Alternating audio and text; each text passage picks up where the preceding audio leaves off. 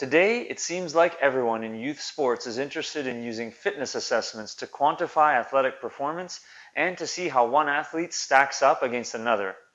But how do you know which tests are the best to use for soccer players and how to do them? And when you do test athletes, how can you be sure that the results from your tests are valid and that the comparisons you make between one athlete's test scores and another are fair?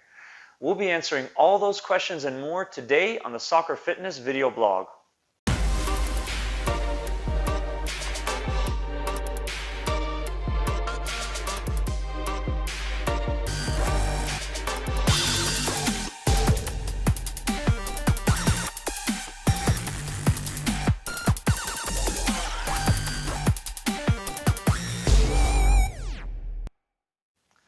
Hello, I'm Richard Bucciarelli. This video is brought to you by Soccer Fitness and Speed Training.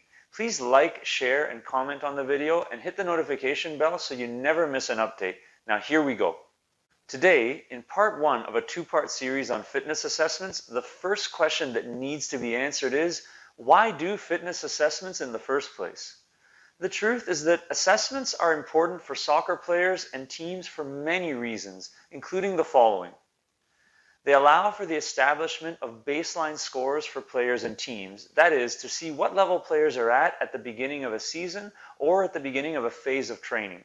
They can be predictors of performance in soccer, that is, to help you predict what competitive level a player has the potential to get to based on their fitness. They allow coaches and fitness coaches to compare players' scores to age and gender-specific standards and norms, to see where they stack up against the best in the province or the country. And they allow coaches and fitness coaches to monitor the effectiveness of training interventions. That is, to see whether the training is working based on whether or not the player's fitness test scores are improving. Simply put, without testing and measuring your player's fitness, you are working in the dark, and it will be impossible to maximize the effectiveness of any type of training you decide to implement. So now that we've established why fitness assessments are so important, the next question is, what makes a good assessment? To answer that question, we're going to take a look at three things to consider when determining the effectiveness and appropriateness of fitness assessments you want to use. 1. Validity. Does the test measure what it is supposed to measure? As an example, a test of speed must measure actual running speed, such as the time it takes to run a certain distance. And for soccer, it's even better if the distance run is specific to the sport, for example, 10 to 30 meters. But validity also has to do with whether or not a test is a valid predictor of performance in a sport, as we mentioned earlier. So the most valid tests for soccer are those which can differentiate between one competitive level and the next. For example, do players at a higher competitive level get a higher score on the test than players at a lower competitive level? Many validation studies have been done on specific tests of fitness in soccer and in other sports in order to establish the validity of the tests before they become accepted and widely used in a sport. 2. Reliability. Is the data or score generated from the test consistent? Would the data you get from running the test once be similar to the data generated in subsequent tests?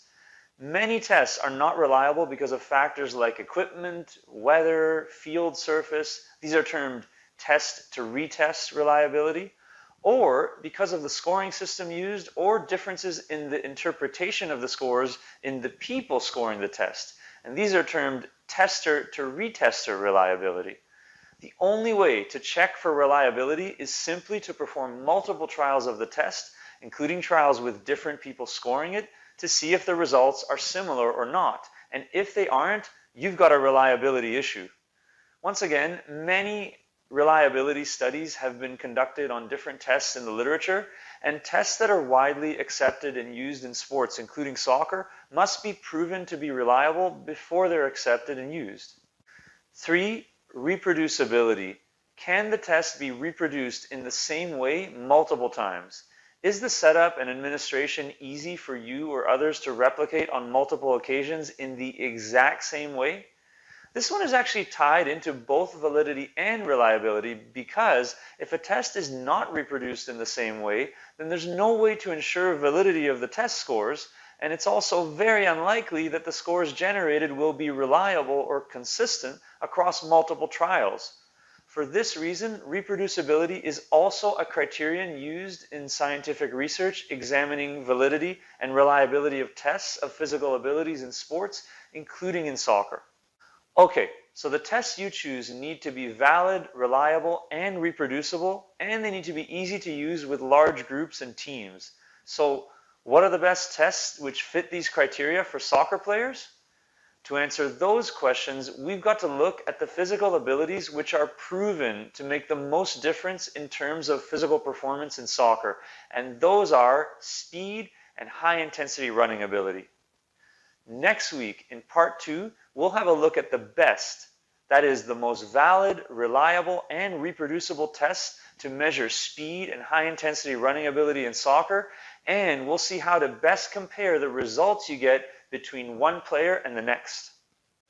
Thank you very much for watching this video, and I hope you enjoyed it. Please remember to like and share this video, leave a comment to let us know what you think about the topic, and hit the notification bell to make sure you never miss an update. We'll see you next time on the blog, and until then, keep reaching your soccer fitness goals.